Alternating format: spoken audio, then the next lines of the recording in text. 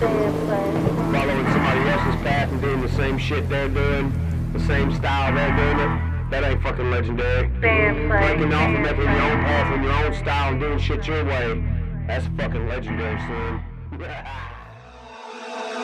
I think I'm lying. I've been monsters coming out. I think I'm dying. Love is shadows all around. Morning. Morning. How are you? Awesome. Beautiful day out. Young man? I like the hat. Jim Dandy. Young Tobacco Farmers, LLC. That's us. I'll trade you. They're nice. We had some representatives from the tobacco company here yesterday, and I had worked all night, and I had vacuumed out the grain drill while I was waiting for them to arrive. And when they got here, we went out into this patch of broadleaf. We'll go take a look at that in just a second. And they said that it was beautiful, and they wanted to know if it'd be all right to make another visit on Monday. And they're going to bring the president of the company, and they're going to bring the head buyer that's going to be grading this stuff. So looking forward to that. This field is burley, and this morning I sprayed some liquid potassium. Got a product from Monty's Plant Food called K28, and it's 28% protein. And so we put about a half a gallon of that to the acre this morning on this piece. And then up on Dad's tobacco, which is quite a bit smaller, we sprayed premium blend. It's 624-6 liquid fertilizer. And then in this jug, don't pay any attention to this label, we've actually got sugar. This is a refined sugar that we're putting with the 624-6. So here in just a little bit, we'll take a ride and we'll spray some of that.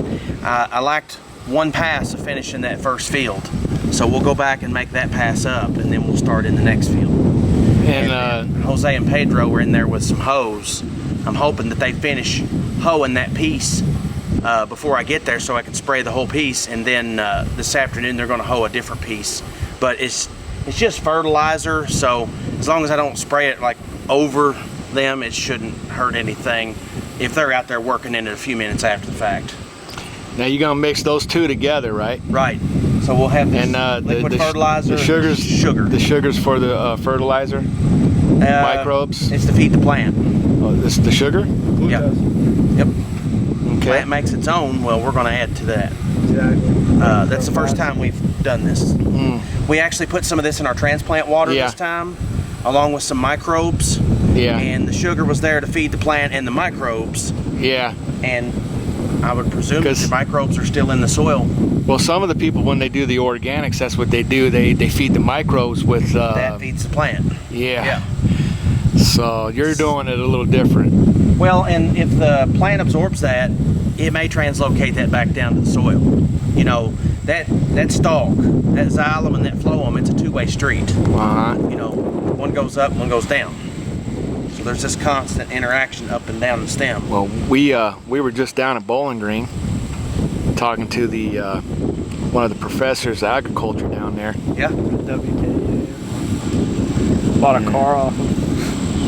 I don't think Dr. Coffee is still there. His name was Todd. Todd William. Huh. It's like William, but with the N. Interesting. Yeah. But he's got hemp and they got some burley stuff going on up there and hemp. He said he's working on both of those. Haven't really seen a lot of research out of the university on the hemp yet, but I'm looking forward to reading all I get my hands on. We just stopped at, what was it, Braze? At Braze? And they got the whole lineup of CBDs, and apparently they're growing their own out there now. They are? Well, you can see the plume from the power plant. That farm is in the shadow of that power plant. That place is called Wise's Landing. It was a nice place to land a boat. Yeah. 2 centuries ago. Nice. So, Jonathan Turner and the Ogburns and the Yateses are all working together on that enterprise. They've laid plastic mulch, and they poked holes in the plastic mulch with a transplanter that's made for that. So it basically pokes a hole, drops the water, and you stick the plant in the soil. There's no fingers or no cups. Hydroponics? No. They call it plastic mulch. Okay. And it suppresses weeds and retains moisture. And you can also put a drip tape under the plastic mulch, so just a little bit of water would grow your crop. But it's my understanding you got to run that water through a sand filter, because any little contaminants will plug up your emitters. Yeah, you got to have the right... It's like a pool. You know how a pool has the sand filter? Yeah. Same concept, but bigger.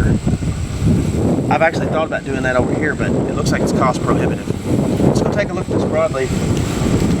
It'll take that minute to go up. What it'll do is it will dispense a measured quantity.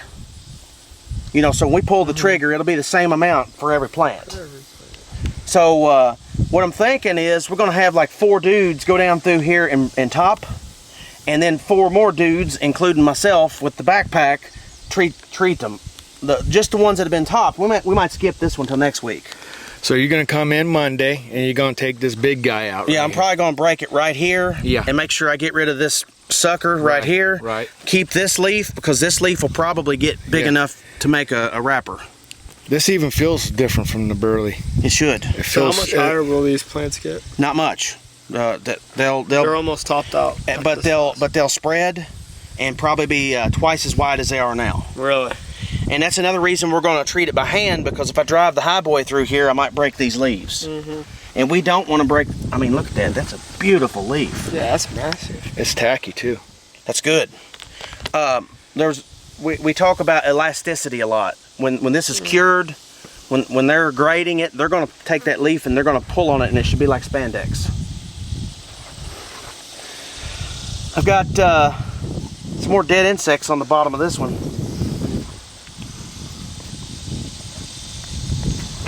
I'm just making sure they're not moving. If they're not moving, they're dead. There's a couple of them that were still moving. They're here over here. But this one's dead. That looks like a sweat bee. You see that guy? Where's he at? You know them little sweat Oh, bees I that see land on your arm? And Yeah. Yeah. Those things suck. well, if he don't make a hole in my leaf, he can have at it. He's probably hooked on nicotine. Probably buzzing a little bit He's right now. addicted. Well, I mean, they're all growing good. Here's some flea beetles. What kind of insecticide do you use? We've Try and kill them. used a couple of different ones. They're latched on. But they seem to be lethargic. Yeah, they're not dead. Yeah, here's a couple here. Right here. One right here. And right there. So the reps that were here were telling us that some of the other growers who are a little bit ahead of us on the calendar, they got theirs topped and they treated it, and they pretty much thought they were done, and that's when the insects came in and really hurt it. So from now until the time we put it in the barn, we're going to have to really be on our game. So you got to be proactive, and you got to be on top. You find stuff out here, you're going to have to do something about it as soon as possible. And the other thing that they really pushed was spraying this tobacco in the evening. And we've been spraying this tobacco at 8 p.m. And the reason is the temperature of the leaf.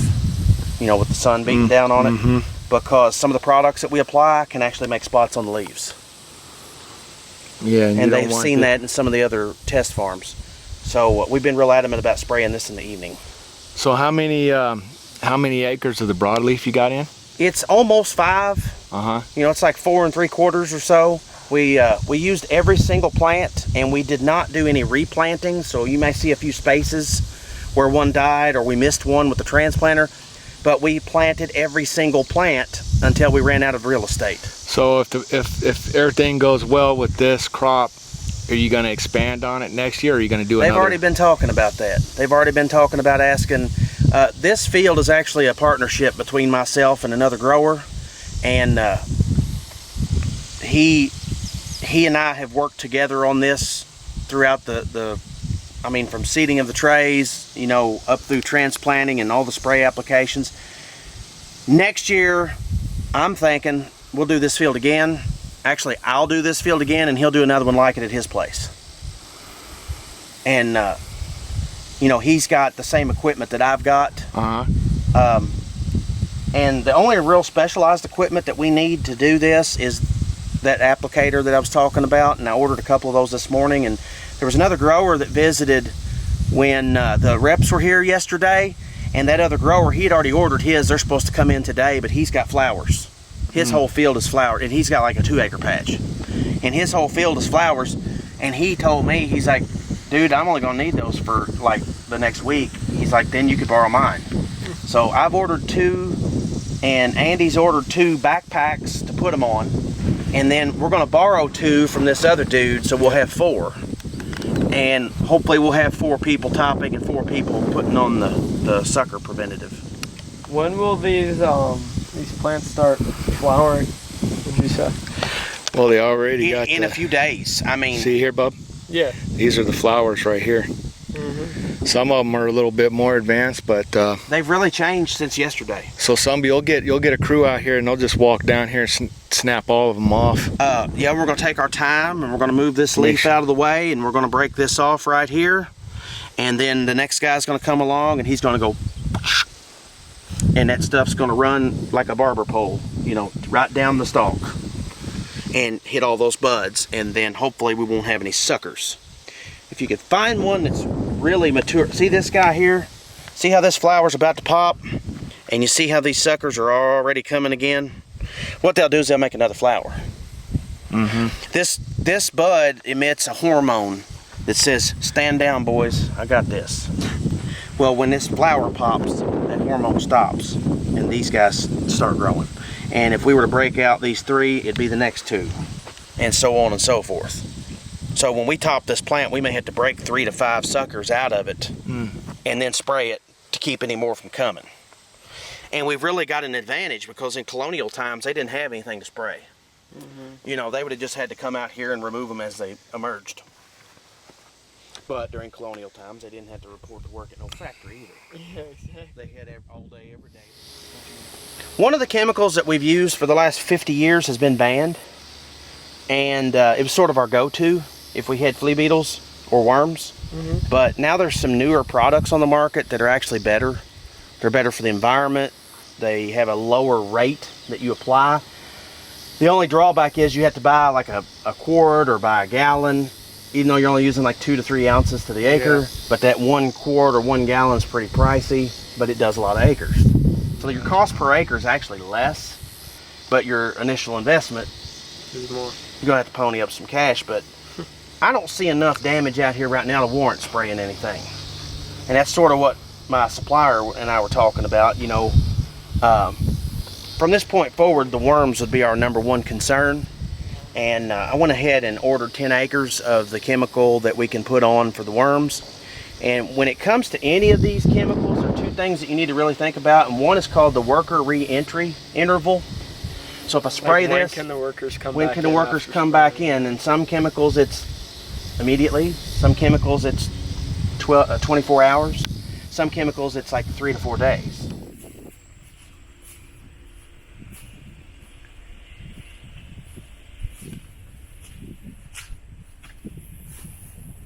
We've got a tote of the premium blend, and we've got a drum of the sugar at the shop, and we kept a bunch of jugs from last time or last year so that we can go back to the tote, refill the jugs, or go back to the drum. And I've got a pump in the drum to refill the jugs. And the cost savings was significant because the company spends quite a bit just on the packaging. So if we can recycle those, reuse those jugs over and over, go back to that drum, fill it back up, save at least $2 a gallon right there. When this bad boy hits full, we'll go for a ride. John Deere engine, 153 cubic inches. Top tier. Makes about 38 horsepower. Same engine that's used in the 1010 or the 1020 John Deere tractor. And what's different about it though is that the clutch is hooked up to a belt, and that belt comes all the way up to here and up here there, and it goes to an axle that's inside this inspection cover, and then there's nothing more than a large bicycle chain that connects this to the wheel. And that gives us the clearance for the crop. This is a 600. That indicates 60 inches of clearance. There's 5 feet of clearance here. And this machine is a fixed tread machine, meaning that the spacing of the wheels is not adjustable. Some of the newer models, like the 6000, you can actually slide this leg in and out. It's on a spline shaft, so if you have different row widths, you can accommodate that. Different crops are grown in different row widths. Our tobacco was in 40-inch rows, and when this machine was made, 40-inch rows were the most common. Shortly thereafter, there was a transition toward the 30-inch row for corn and beans. So you'll see a lot of those 6000 machines set up for a 60-inch tread, which will straddle 2 30-inch rows. But if you're in tobacco, you'd have to scoot it out for an 80-inch tread. So our cultivating tractor, our setter tractor, and our sprayer, they all have to have an 80-inch tread.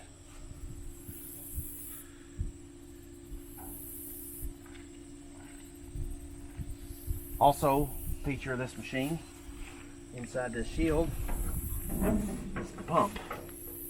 And there's a belt that drives the pump, and the pump is what sends the pressure to the control valve. And the control valve allows me to select left or right booms. So when we get down to a smaller number of rows, I might just use one boom.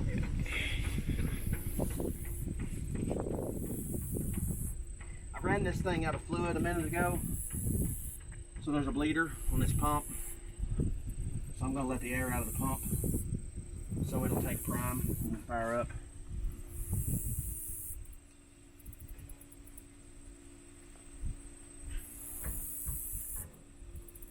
How old is it? 1964. Jeez.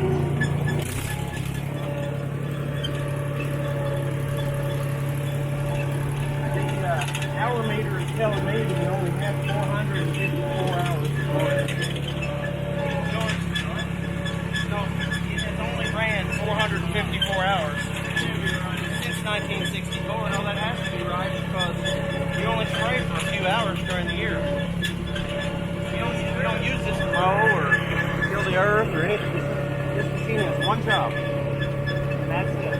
That's it. You know, the tractor, you see all these implements sitting around, the tractor does a variety of jobs.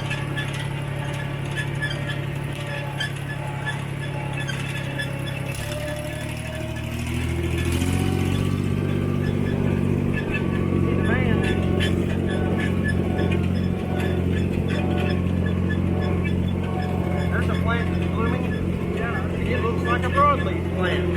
See that? It's real dark. That's alright, when we get the backpacks over here with the dosimeters, we'll go ahead and break that flower out and treat that one plant. Is that Jose out there? Jose and Pedro. They'll probably be fixing to go to lunch. They take lunch from noon to 1 every day. Are you doing something out here? I just fed up and I drilled it down in wheat. I was going to plant soybeans there and it got too late. Okay. So we planted wheat there for a cover crop just to prevent erosion. Just sitting around that campfire, more moonshine in a dump truck. Some southern boys with them southern toys, we shoot the moon till the sun's up. Got no time for no mud ducks, just tall grass in a pickup truck. Us southern boys, we kick up dust and shoot the moon till the sun's up. Tailgates dropping like panties at the sundown. Tail light circle in the middle of a cornfield. Underage drinking, getting stupid off of old cran. Everybody shut up! You ain't hearing no sound. Click, clack, bang, sitting in my back glass. Boots hit the mud, even if I see a blue flash. Cops ain't catching me, I'ma swim across the river. Water so damn dark, can't even see my fingers. Soaking wet, barefoot in the woods with the critters. Walk 20 miles home, empty bottle of some liquor. Call my little brother just to get home a little quicker. City cops kinda slick, but Bubba, I'm slicker. My accent thicker, Chevy with some kickers. If you a redneck, then you probably got my sticker. Had a dream of rapping back in 2006. Now I'm ripping sick shit about these good old sticks. Just sitting around that campfire, more moonshine in a dump truck. Some southern boys with them southern toys, we shoot the moon till the sun's up. Got no time for no mud ducks, just tall grass in a pickup truck. Us southern boys, we kick up dust and shoot the moon till the sun's up. 6 gun shit, like I'm John Wayne. Like Hank Hill with propane, I don't lit the flame. Everybody does it, just not the same. Hip hop coming straight up out of Dixieland. Moonshine sipping, guitar picking, mud in the wheel slipping, transmission. Ain't got much, but I treat it like gold. Got change in the jar and the jack ice cold. Got gas in the tank, got guns in the safe. My house kinda looking like a military base. Cattle gate straight shut with a big ass padlock. No trespassing, got it posted on my mailbox. Big field, big truck, tall grass, big buck. Pop a cap, a in his chest, then we finna grill him up. Country folks getting down, reppin' our small town, sitting on the tailgate, pass around.